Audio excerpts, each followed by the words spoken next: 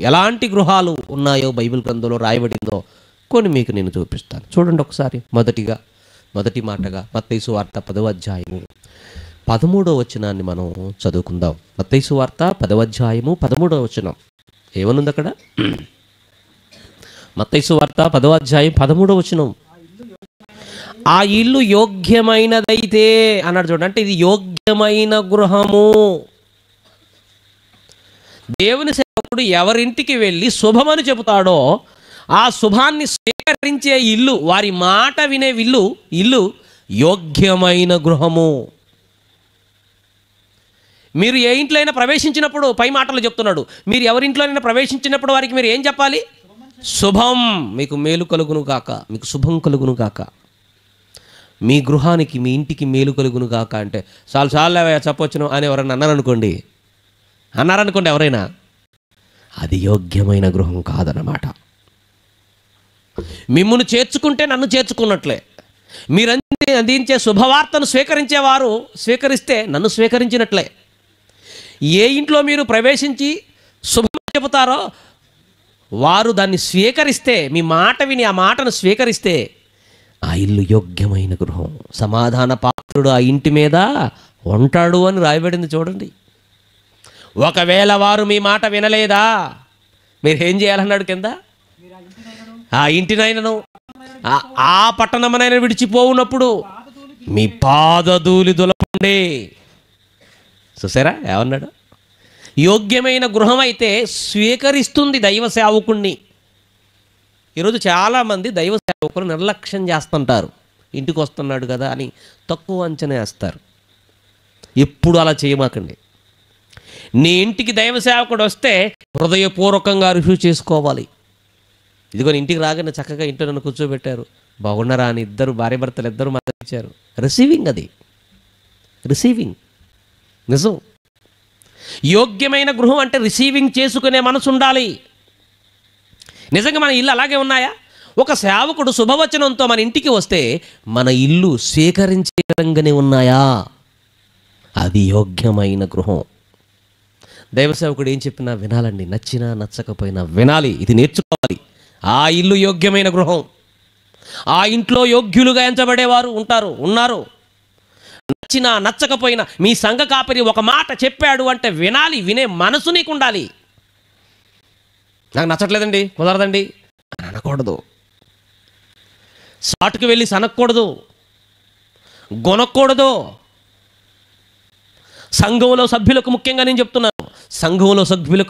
చెప్తున్నాను, మీ ఇల్లు ఎల్లప్పుడూ యోగ్యమైన గృహంగా ఉండాలంటే దైవ సేవకుడు తీసుకొచ్చే ఆ శుభవచనాలు స్వీకరించే మనసు మీకు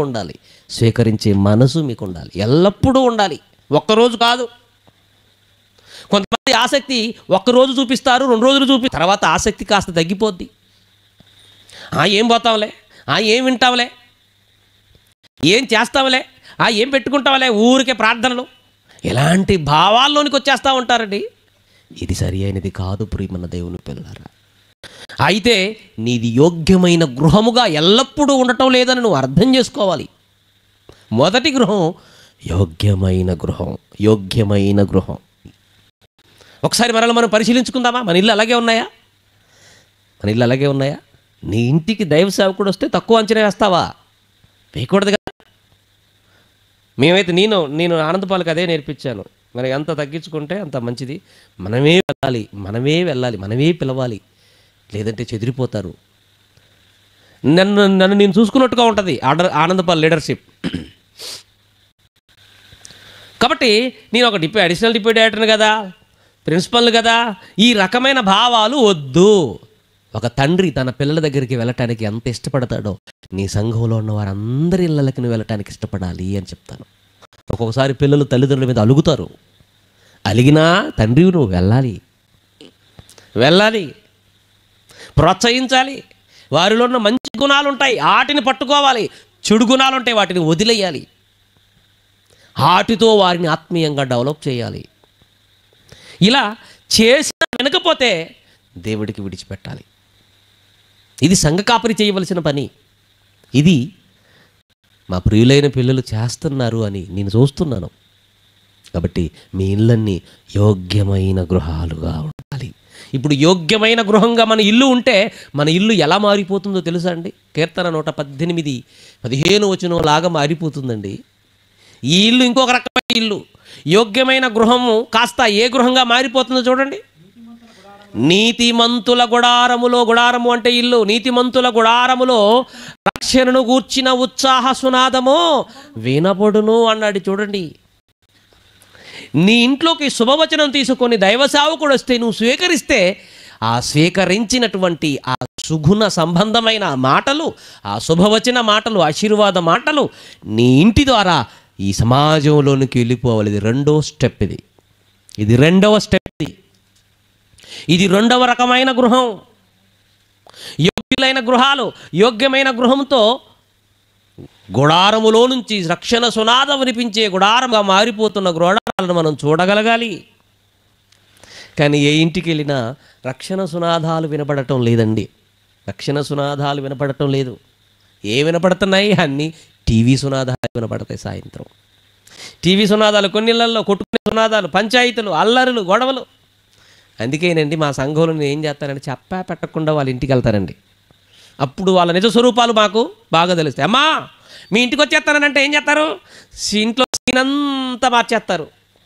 అమ్మో అయ్యగారు వస్తున్నాడని 2 కుర్చీలు రెడీ చేసేసి, చాపేసేసి, టీవీ కట్టేసి, మంచిగా చాయ్ పాలు రెడీ చేసేసి, మంచి కారా తెచ్చి, కొంచెం స్వీట్ తెచ్చి, భోజనం రెడీ చేసి, ఇల్లంతా భక్తి భావాలతో ఆకాశీపు కనబడుతుంది. చెప్ప పెట్టకుండా పోవాలి. అప్పుడు తెలుస్తుందండి ఆ ఇల్లు ఎలా ఉంటాయో.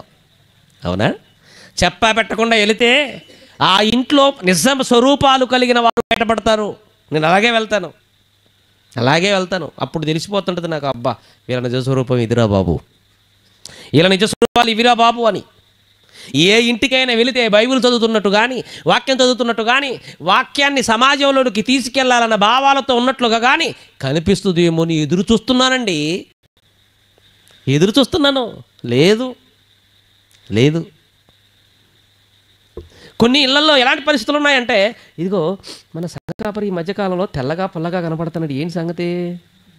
ఏంటి తెల్లగా మంచి తెల్ల వైట్ షర్ట్ వేస్తున్నాడు, టక్ వేసుకుంటున్నాడు, షూ, ఏటా బిల్డప్ పెట్టేసినా అంత మందే చలవా, మనం సెసరింగ్ పెడితే అయిపోలే.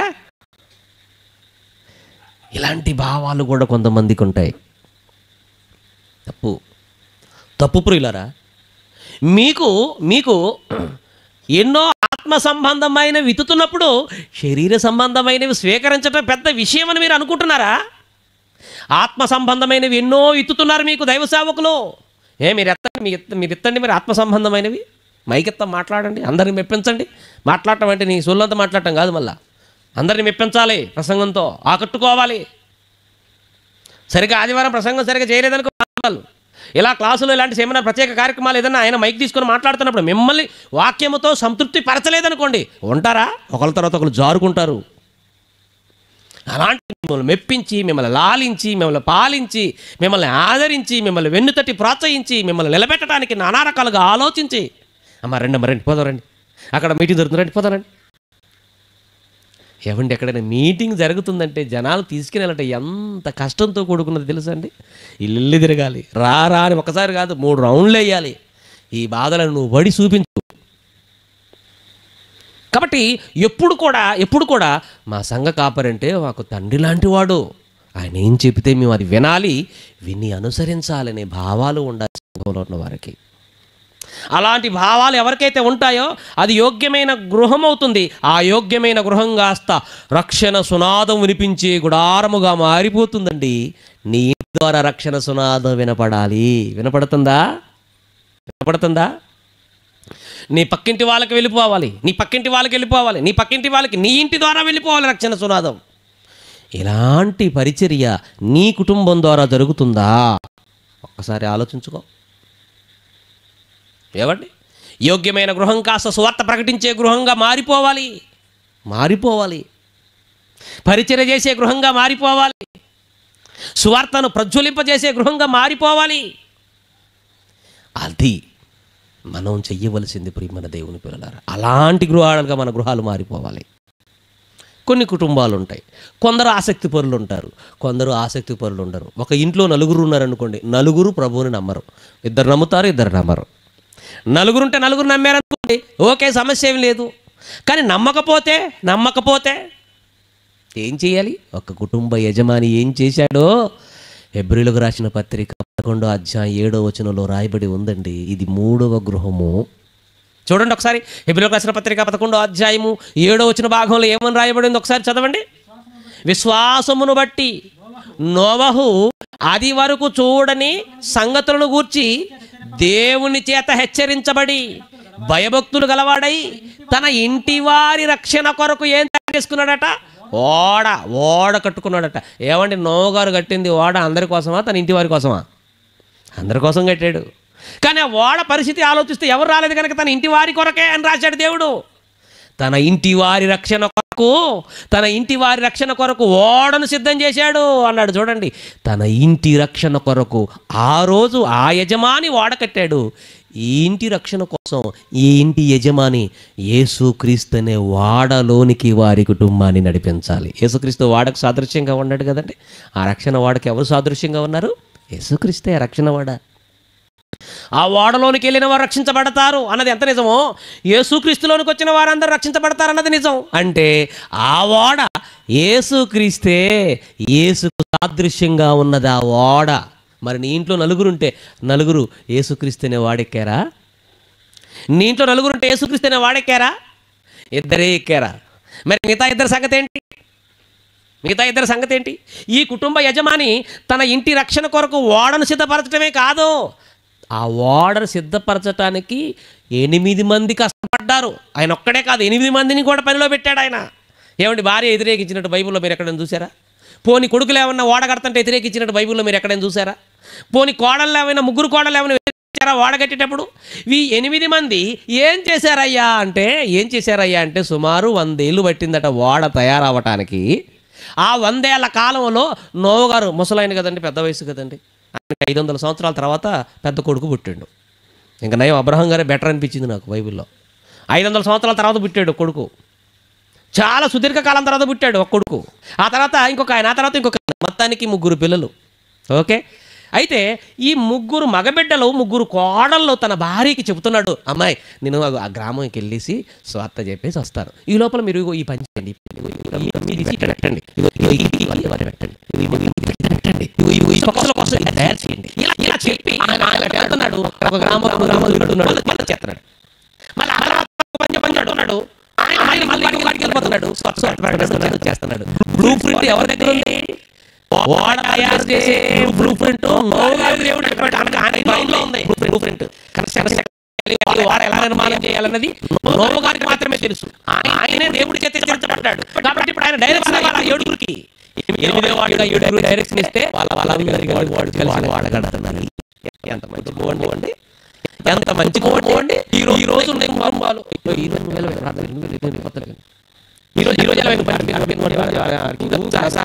ఇక్కడ ఏం పని లేదని నువ్వు వెళ్ళాడు పని చేయకు, పని చేస్తాను. దైవ కార్యక్రమం పెట్టుకుంటే భార్య భర్త ఇద్దరు పిల్లలు అందరూ వచ్చి చక్కగా అడుగుతుంటారండి. చూడండి బాబు, నోముటం చూడండి, ఒక రోజు కాదు మనమైతే ఒక మీటింగ్ ఇసుకుపోతాం మీటింగ్కే. కానీ ఆయన 8 సంవత్సరాలు కట్టాడు ఓడ, 100 సంవత్సరాలు కట్టించాడు. అంత పెద్దది మరిది దాన్ని కలడాలంటే ఎంత పని చేసి ఉంటారో చెప్పండి. కోడళ్ళు, కొడుకులు, భార్య, నోవహు గారు, ఎవరు ఉన్నారా వాళ్ళకి సహకరించే వాళ్ళు? ఎవరైనా ఉన్నారా? టైటానిక్ షిప్ కట్టడానికి ఎలా కాలం పట్టిందంటే 3.5 సంవత్సరాలు పట్టిందట. 3.5 సంవత్సరాలు ఎంత అంటే దాని చరిత్ర కొట్టండి. ఎంతమంది పని చేశారు, దానికి ఇంజనీరింగ్ ప్లాన్ చేసింది ఎవరు, దానికి పెట్టుబడి పెట్టింది ఎవరు, స్పాన్సర్ చేసింది ఎవరెవరు పని చేశారు, ఇవన్నీ డీటెయిల్ గా మనకు దొరుకుతాయి. ఒక నిర్మాణం జరగాలంటే దాని వెనకాల ఎంతో మంది చేయాలి.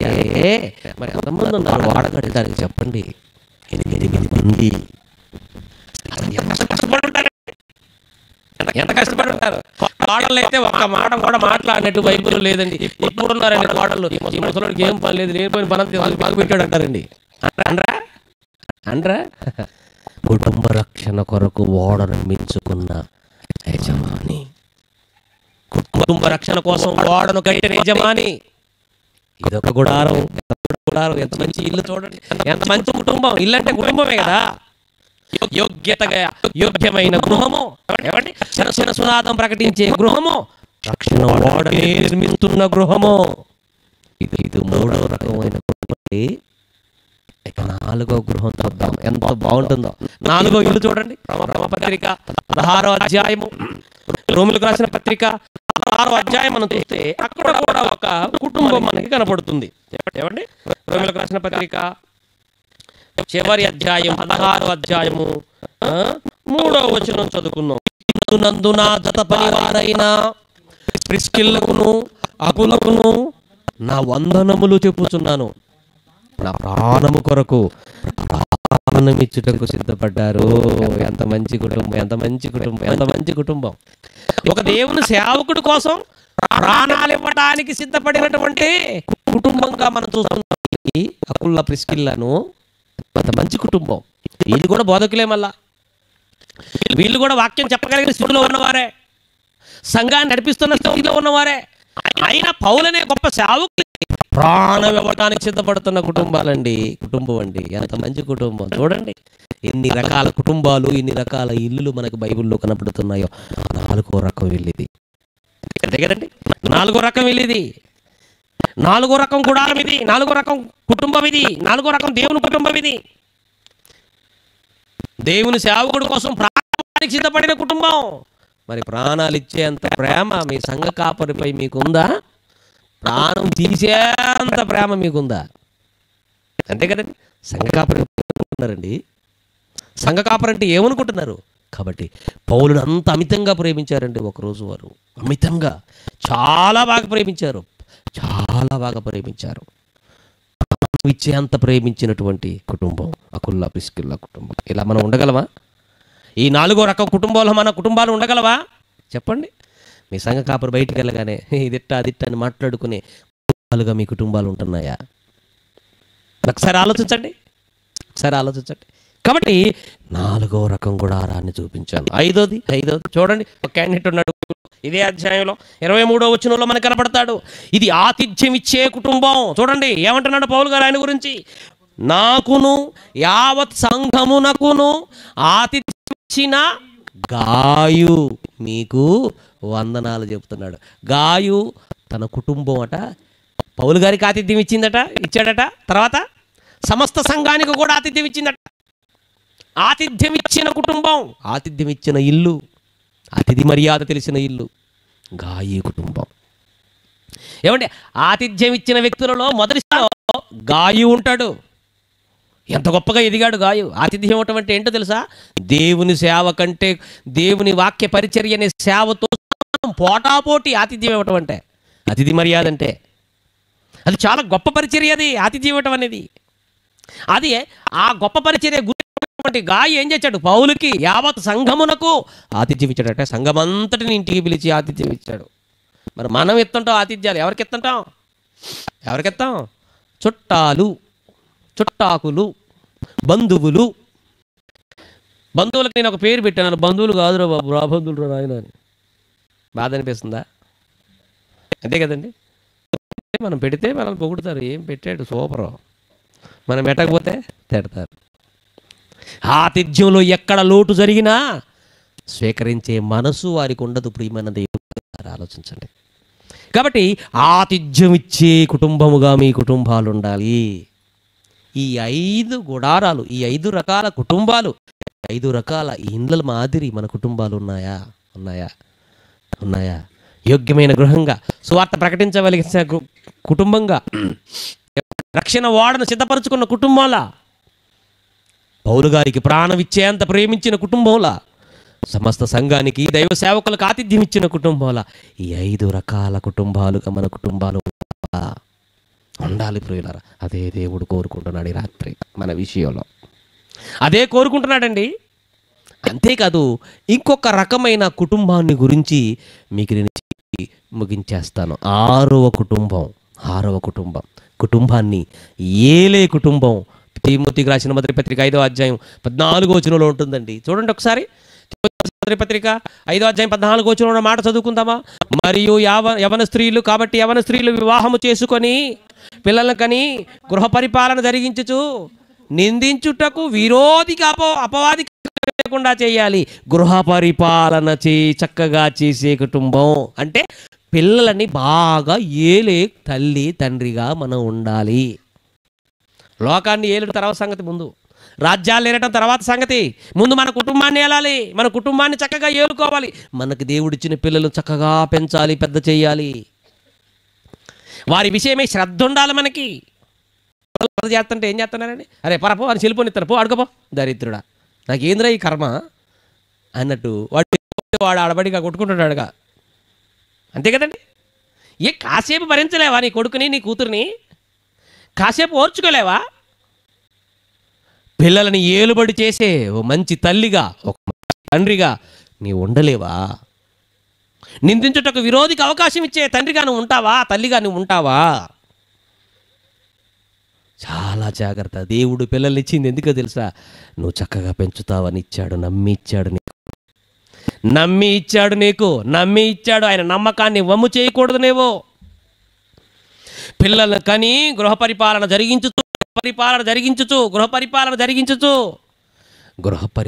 చక్కగా జరిగించే తల్లి తండ్రి కావాలి. ఈ రోజున నీ పిల్లలతో చక్కగా నువ్వు మాట్లాడుకొని నీ పిల్లల భావాలేంటో తెలుసుకుని వారికి నువ్వు టైం ఇచ్చి వారిని సంస్కరించి దిద్దుకోగలిగిన నీ భయం వారికి ఉండాలి, నీ ప్రేమ వారికి ఉండాలి, నీ కాఠిన్యం వారి మీద చూపించాలి. ప్రేమ, కాఠిన్యం, భయం వారిలో కలిగేలాగా నువ్వు చెయ్యాలి. ప్రియమైన దేవుని పిల్లలారా, అలా ఎవరైతే చేస్తారో అవి అవి అవి దేవుడు మెచ్చిన కుటుంబాలు అవుతాయి.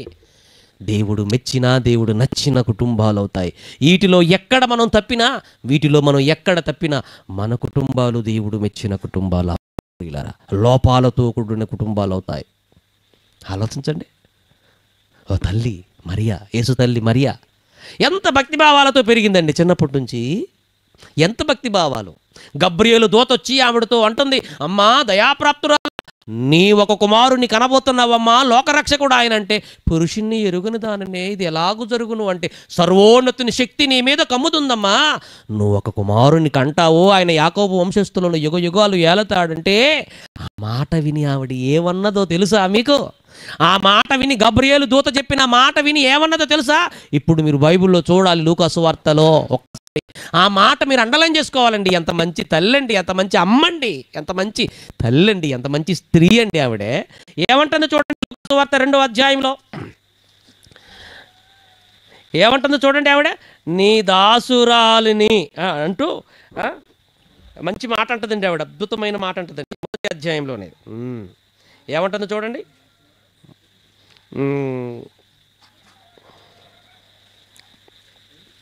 1వ అధ్యాయంలోనే అందుకు మరియా 38, అందుకు మరియా, ఇదిగో ప్రభు దాసురాలను, నీ మాట చొప్పున జరుగును కాక. ఇది యోగ్యమైన గృహం. గబ్రియేలు దూత శుభవార్తను పట్టుకుని తన ఇంటికి వస్తే కంగారు పడిపోయింది మొదట్లో. ఎలా జరుగుతుందయ్యా, నేను ఏ పురుషుణ్ణి ఎరుగుందాను కదయ్యా, ఇది ఎలా సాధ్యం అంటే, అమ్మా సర్వోన్నతుని శక్తిని మీదికి వస్తుందమ్మా, నేను కుమారుడు పుడతాడు, ఆయన యాకోబు వంశస్థులను యుగ యుగాలు ఏలతాడు. ఇవన్నీ చెప్తుంటే శ్రద్ధగా విని అప్పుడు లాస్ట్కి ఫైనల్గా అంటుంది, నీ దాసురాలి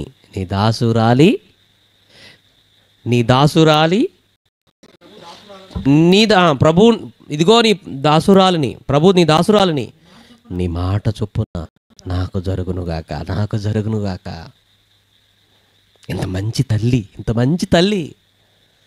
ఇక ఈ మాట ప్రకారంగా ఆమె కడుపులో యేసుక్రీస్తు పడ్డాడు. ఆమె గర్భవతి 9 నెలలు నిండాయి, పుట్టారు యేసుక్రీస్తు. 8వ రోజున ఆయనకి ధర్మశాస్త్ర క్రమం చొప్పున సున్నతి సంస్కారాన్ని చేయించారు. ఆ తర్వాత మళ్ళీ దేవదూత ప్రత్యక్షమై చెప్పిందమ్మా, నువ్వు వెళ్ళిపో ఇక్కడి నుంచి, చూపించేంతవరకు నువ్వు ఎక్కడుండాలో తెలుసా? ఐగుప్తు దేశంలో దాచుకో అని చెప్తాడు. ఆ తర్వాత మళ్ళీ వారి సొంత గ్రామానికి, యేసును చంపజూచినటువంటి వాడు చనిపోయిన తర్వాత మళ్ళీ దూతతో చెప్పింది, సొంత గ్రామానికి వెళ్ళిపోండి అని. ఇవన్నీ లోబడటాన్ని బట్టి జరిగాయి. భార్యాభర్తలు ఇద్దరు కూడా ఆ దేవదూత చెప్పిన మాటలకు లోబడ్డారు కనుక ఇదంతా జరిగింది. మొత్తానికి యోసేపు మరియలు కుమారుని తీసుకొని సుమారు 2వ ఏట లోపు వెళ్ళిపోయి నజరేతులో సెటిల్ అయిపోయారు. నజరేతులో యేసుక్రీస్తు పెరుగుతున్నాడు. ఎలా పెరుగుతున్నాడో తెలుసా? ఎంత మంచి తల్లో, ఎంత మంచి తండ్రో, ఎంత చక్కగా ఆ కొడుకును పెంచుతున్నారో బైబిల్లో రాయబడిందండి. ఇప్పుడు మీకు కళ్ళకు చెమర్చే ఒక మంచి మాట నేను చూపిస్తాను. చూడండి, లూకాసు వార్తలోనే 4వ అధ్యాయంలో ఒకసారి మరొక మంచి మాట చదువుకుందాం ముగింపులో. ఏమండి? 16వ వచనం, 4వ అధ్యాయం 16వ వచనం. తొందరపడి స్పీడ్గా చదవకండి, ఇక్కడే విషయం ఉంది. ఏమంటున్నారు చూడండి అక్కడ. తర్వాత ఆయన తన పెరిగిన నజరేతుకు వచ్చెను, తన వాడుక చొప్పున విశ్రాంతి దినమున సమాజ మందిరములోనికి వెళ్ళి. అక్కడ ఆగండి. యేసుక్రీస్తు సమాజ మందిరంలోనికి శనివారం రోజున సమాజ మందిరంలోనికి వెళ్ళాడు. అది యేసుక్రీస్తుకి అది అలవాట, ఆ రోజే ప్రత్యేకంగా జరిగిందా? వాడుక చొప్పున తన సొంత గ్రామమైన నజరేతులో ఒక సమాజ మందిరం ఉంది. ఆ సమాజ మందిరంలో ప్రతి శనివారం ఆరాధనకి వెళ్ళేవాడండి ఆయన తన వాడుక చొప్పున. 30 ఏటకు వచ్చేసరికల్లా లేఖనాలు చెప్పగలిగిన స్థితికి ఆయన వెళ్ళిపోయాడంటే కారణం ఆయన ఏవండి చిన్నతనం నుంచి కూడా 2వ ఏట నుంచి 30వ ఏట వరకు తల్లిదండ్రులకు విధేయుడుగా ఉండి నజరేతు అనే గ్రామంలో ధర్మశాస్త్రాన్ని పఠిస్తూ ప్రతి శనివారం సమాజ మందిరంలో తన సమయాన్ని గడిపేవాడండి. వాడుక చొప్పున వెళ్ళిపోయేవాడండి మందిరానికి. ఓ మంచి తల్లి, ఓ మంచి కుమారుడు, ఓ మంచి తండ్రి, వారి కుటుంబ పరిస్థితులు చూడండి ఎలా ఉన్నాయో. యేసు కడుపులో పడిన నాటి నుండి 30వ ఏట వరకు మీరు చూడండి పరిస్థితులు ఆ కుటుంబంలో ఎలా ఉన్నాయో. యేసు పెంపక విధానం చూడండి ఎలా ఉందో. వాడుక చొప్పున ఆయన సమాజ మందిరంలో తన పెరిగిన నజరేతులో వెళ్ళాడు అని అక్కడ రాయబడిందంటే ఆయన మిగిలిన శేష జీవితం అంటే 2వ ఏట నుంచి 30వ ఏట వరకు అంత నజరేతులో నుండి తల్లిదండ్రులకు లోబడుతూ విశ్రాంతి దినాన సమాజ మందిరంలో ధర్మశాస్త్రాన్ని పఠించాడండి. అందుకే అంత గొప్పవాడిగా యేసును మనం చూస్తున్నాం. మరి మన పిల్లలు వెళ్ళగలరా? ఆదివారం ఆరాధనకి వెళ్ళగలరా? మనమే సరిగ్గా వెళ్ళటానికి పడవు ఒక్కొక్కసారి. మనం వెళ్ళం, మన పిల్లలు మనం వెళ్ళినప్పుడు మన పిల్లలు ఎలా వెళ్తారు చెప్పండి ఆరాధనకి? ఆరాధన ప్రాముఖ్యత మీకు తెలుసా? ఆరాధనకి వెళ్ళటం ద్వారా మనం ఆత్మీయంగా బలపడతామో ఎప్పుడైనా మీరు ఆలోచించారా? మన ఇళ్ళు, మన కుటుంబాలు బాగుండాలంటే ఆరాధనకి వెళ్ళటం ఎంతో అవసరం ప్రియమైన దేవుని పిల్లలారా. ఆరాధనకి వెళ్ళటం ఎప్పుడు మానేస్తామో, ఆ వాడుక ఎప్పుడు మనకు పోతుందో అప్పుడే మనం చెడిపోతాం. అప్పుడే దేవుని వాక్యంలో నిష్ణాతులు కావు ప్రియమైన దేవుని పిల్లలారా. నిష్ణాతులం కావాలంటే వెళ్ళాలి, జరుగుతున్న బైబిల్ క్లాస్కి వెళ్ళాలి, ఆరాధనకి వెళ్ళాలి, దైవ కార్యక్రమాలకు వెళ్ళాలి. ఏ కార్యక్రమం జరిగినా సకుటుంబ సమేతంగా వెళ్ళి అక్కడ కూర్చోవాలండి. అప్పుడు అలవాటు అవుతుందండి వారికి. ఆయన 30వ ఏట నోరు తెరిచి బోధ ప్రారంభించిన రోజు కూడా విశ్రాంతి దినాన నజరేతు అనే గ్రామంలో సమాజంలో ప్రవేశించాడు అనంటే యేసుక్రీస్తు మిగతా బ్యాక్ హిస్టరీ అంతా ఆ ఒక్క మాటలోనే దాగి ఉంది. మనం ఎక్కడ చదువుకుని ఆగిపోయామంటే లూకాసు వార్త 2వ అధ్యాయం 52వ వచనం వరకు చదువుకుని ఆగిపోయాం. కానీ ఆ తర్వాత వెళ్ళి వారికి లోబడి వయసునందును జ్ఞానమందును ఎదుగుచుండెను అని అంటే ఎలా ఎదిగాడు? సమాజ మందిరంలోకి వెళ్ళి వాక్యాన్ని ధ్యానించి అమ్మా నాన్న చెప్పిన మాటలు వింటూ, ధర్మశాస్త్రోపదేశకులు చెప్పిన మాటలు వింటూ ఆయన ఎదుగుతున్నాడు ప్రియులారా. ఎదుగుతూ ఉన్నాడు. 12వ ఏటకే ప్రశ్నలకు ప్రజ్ఞకు ఆశ్చర్యపోయేంత ఎదిగాడు. ఇక మిగతా కాలం అంతా ఇంకెంత స్టడీ చేశాడో ఒక్కసారి మీరు ఆలోచించండి ప్రియులారా. కాబట్టి మన కుటుంబాలు కూడా ఎలా ఉండాలి? నిందించుటకు అపవాదికి అనగా విరోధికి అవకాశం లేకోకుండా ఉండేంత గొప్పగా మన కుటుంబాలు ఉండాలి ప్రియులారా. పిల్లలు పెద్ద అయిన తర్వాత ఎట చేశారు, అట చేశారు, ఇలాంటి మాటలు వినపడ్డాయి అని అంటే ఇదిగో పెంపక లోపం ఎక్కడో ఉంది. మన లోపం ఎక్కడో ఉంది. మనం సరిగ్గా వారిని పెంచలేకపోయాము అని మనకు అర్థం కావాలి ప్రియులారా. అందుకనే జాగ్రత్త వహించాలి ప్రతి తల్లి తండ్రి. కాబట్టి యోగ్యమైన గృహముగా, స్వార్థను ప్రకటించే గృహముగా, తర్వాత రక్షణ సునాదం వినిపించే గృహముగా, తర్వాత సేవకులకు ప్రాణం ఇచ్చేంత గొప్పగా ప్రేమ కలిగిన గృహంలా, సంఘానికి ఆతిథ్యం ఇచ్చేంత గొప్ప గృహంలా, దేవుడి చిత్తాన్ని జరిగించి నిందించుటకు విరోధికి అవకాశం లేని కుటుంబాలుగా మన కుటుంబాలు ఉన్నాయా? ఒక్కసారి మనలో మనం ఈ రాత్రి పరిశీలించుకుందాం ప్రియులారా. కాబట్టి మన పిల్లల విషయంలో శ్రద్ధ ఉండాలి, మన భక్తి విషయంలో శ్రద్ధ ఉండాలి, కుటుంబంలో సభ్యులందరి రక్షణ విషయంలో మనకు శ్రద్ధ ఉండాలి, దైవ కార్యక్రమం విషయంలో శ్రద్ధ ఉండాలి, వాక్యం వినటంలో శ్రద్ధ ఉండాలి, పఠించడంలో శ్రద్ధ ఉండాలి, భక్తిని సమాజంలో చూపించడంలో శ్రద్ధ ఉండాలి.